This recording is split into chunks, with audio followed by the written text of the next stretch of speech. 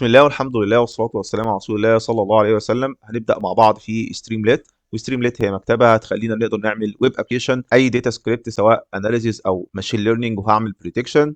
ورحلتنا هتبدا من الموقع الرسمي streamlit.io. طيب اول ما تفتح الموقع هتلاقيه فيه هيدر كبير بيعرف المكتبه، بيقول لك a faster way to build and share data apps. في الحقيقه هو روعته مش بس في سهوله انك تبيلد، هو فعلا روعته في انك تشير كمان الداتا ابس بتاعتك. وهنشوف مع بعض انك مش محتاج اي فرونت اند اكسبيرينس ولا HTML ولا CSS ولا اي باك اند حتى اكسبيرينس يعتبر، لانك ما بتبنيش حاجه تخص سيرفر او اي كومبلكستي ليها علاقه بالهوست او ايا كان. كل اللي هتعمله انك هتكتب بيور بايثون على الانفايرمنت اللي بتحبها سواء جوبيتر كولاب ايا كان. بعد كده هتعمل هوست للملفات بتاعتك على الجيت هاب، وهتاخد اللينك بتاع جيت هاب على ستريمليت. طيب واحده واحده كده خلينا نبدا نستكشف المكتبه. ده الموقع الرسمي زي ما قلنا streamlit.io. نقدر نعمل ساين اب من هنا بحيث ان احنا بعد كده نشير الابلكيشنز بتاعتنا على الكوميونتي كلاود. هنا بيوريك بسهوله ازاي بتقدر تعمل شير للاب، تحط اللينك بتاع الجيت هاب ويبتدي يعمل بروسيسنج وبياخد الملفات ويعمل لها الابلكيشن بدون اي تعقيدات، زي ما قلنا ديبلويمنت بمنتهى البساطه. طيب لو رجعنا للصفحه الرئيسيه نبتدي هنا نتعرف اكتر على ازاي نبدا في ستريمليت. ده من خلال ان احنا هنعمل انستول للمكتبه ستريمليت، وده اول كوماند ممكن تجرب بيه ستريمليت هلو، وبيبتدي يشير معاك المميزات بتاعه المكتبه. مجرد انك تكتب كام سطر بيظهر معاك الابلكيشن بتاعك. طبعا لو ابلكيشن فيه تفاصيل اكتر هكتب اكتر من كده، لكن لازالت برضو ستريمليت عدد السطور اللي محتاج تكتبها فيها قليل جدا مقارنه بغيرها من المكتبات اللي ممكن تستخدمها عشان تعمل ويب ابلكيشن. في بعض الويدجتس او الحاجات اللي ممكن تستخدمها في ستريمليت تكون انتراكتيف معاك، زي سلايدر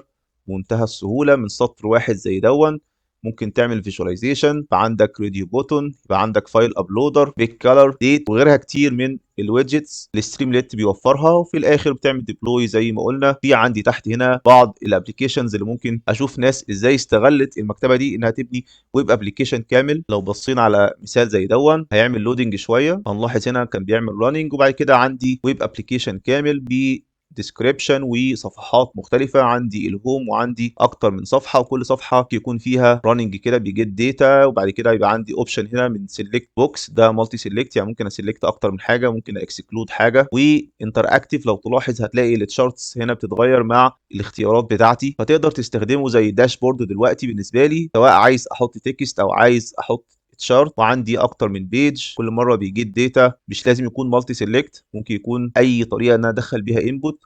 كمان عندي هيت ماب، ده كمثال لابلكيشن باستخدام ستريمليت. طيب لو رجعنا تاني للصفحه الرئيسيه، من الحاجات المهمه جدا الدوكيومنتيشن. لو بصينا عليها الدوكيومنتيشن بتاعه كتابه ستريمليت جميله جدا، فيها تقريبا كل اللي ممكن تحتاجه. تبقى عليك انك تعرف تعمل الكومباينيشنز ما بين الويدجتس اللي بيوفرها لك. لو بدانا من الجيت ستارتد هيبتدي يوضح لك انهم عاملين حاجه اسمها 30 days of streamlit. تقدر تدخل التشالنج دون في خلال 30 يوم، تقدر تتعلم كل المهارات الخاصه بستريمليت. طبعا هو 30 يوم هنا مبالغ فيه شويه، لو دخلت جوه هتلاقي في كل يوم بيدي معلومه او معلومتين، لكن في الواقع انت ممكن تختصرهم لثلاث ايام تقريبا. تقدر ندخل على الانستوليشن، هيديك هنا جايد لي انك تعمل انستول لستريمليت. وفي الحقيقه الموضوع ابسط من كده بكتير، هو بس في الاول كعاده كتير من المكتبات بينصحك انك تعمل سيت اب لنيو انفايرمنت، لكن في الحقيقه احنا مش محتاجين دون. كل اللي احنا محتاجينه ننستول الستريمليت على طول، بيب انستول ستريمليت. بعد كده عشان تجرب ان ستريمليت شغال تقدر ترن الكوماند ستريمليت هلو. طيب سريعا خلينا نروح للانفايرمنت نشتغل عليها، وهنشتغل مع بعض على فيجوال ستوديو. وانا هنا فاتح فايل بايثون ستريمليت هلو دوت باي. زي ما قلنا محتاج الاول انك تعمل انستوليشن بيب انستول ستريمليت، بعد كده تقدر ترن المكتبه بتاعتك عادي. لو بدانا بان احنا عايزين نجرب الملف بتاع هلو، فاحنا مش محتاجين نكتب حاجه هنا، محتاجين نفتح بس الكوماند ويندو. هشتغل هنا من على فيجوال ستوديو من التيرمينال، وهكتب ستريمليت بيس هلو، بس انتر. ابتدى يفتح لي الصفحه دي، وهي ورا الترحيب بيوجهك برضو للموقع الرسمي والدوكيومنتيشن والكوميونتي فورمز، وبيديك هنا ديموز تقدر تشوف منها امكانيات بتاعه ستريمليت. كده يبقى جربنا ستريمليت. طيب خلينا عايزين نبدا بابلكيشن صغير جدا، ناخد من المين كونسبتس هنا. طبعا هنا المبدا الاساسي لو انا عايز ارن فايل عندي بتاع ستريمليت ان انا استخدم ستريمليت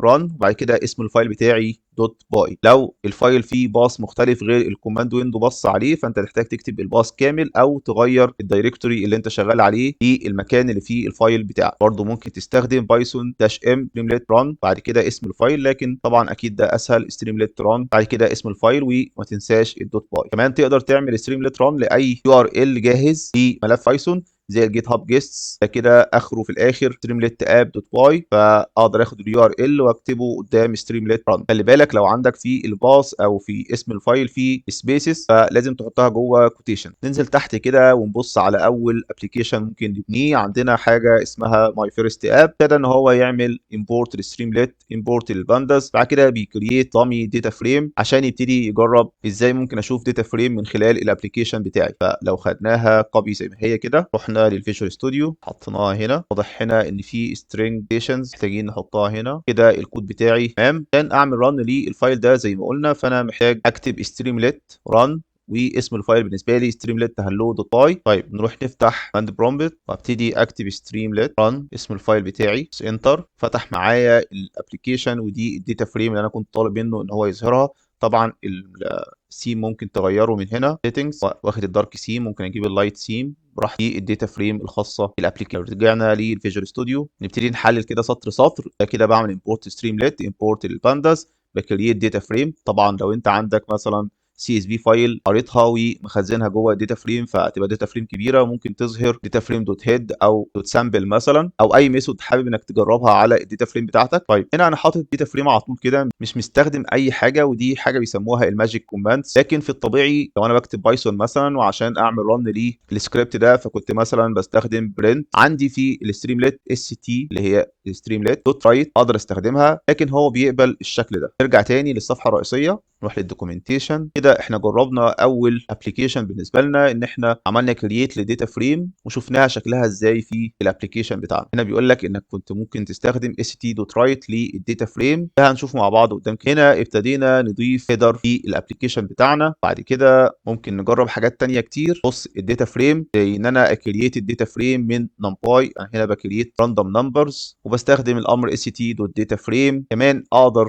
احدد اسماء الكولومز للداتا فريم بتاعتي، واقدر اغير في الستايل بتاع الداتا فريم. كبديل للst.data_frame اقدر استخدم st.table. طبعا احنا دلوقتي بنستعرض المين كونسبت بدون تطبيق، لكن من اول الدرس الجاي هنبتدي نطبق على كل حاجه. عندي هنا الst.table بديل للst.data_frame، لكن في فرق ما بينهم. الداتا فريم دي بيكون انتراكتيف معايا، هتشوف ان انا ممكن اوسع الكولوم او اعمل ستريتش كده للتيبل، لكن ده هيكون اقدر اشوفه بس ما بيكونش انتراكتيف معايا. كذلك عنده الفيجواليزيشن، عندي لاين تشارت، عندي ماب، عندي الويدجتس المشهوره، عندي سلايدر اقدر اغير بيه الارقام، وعندي تكست انبوت اقدر ادخل فيه تكست، وعندي تشيك بوكس، سيلكت بوكس. وكمان اقدر اعمل لي اوت كامل بان انا اكتب حاجتين فوق بعض، او استخدم الكولومز واكتب حاجه على الشمال وحاجه على اليمين، وغيرها من المين كونسبتس اللي بيوفرها لي ستريمليت. طيب دي كده كانت نظره عامه على ستريمليت. خلينا ناخد فكره اكبر ونبتدي نكتب مع بعض ابلكيشنز من الدرس الجاي.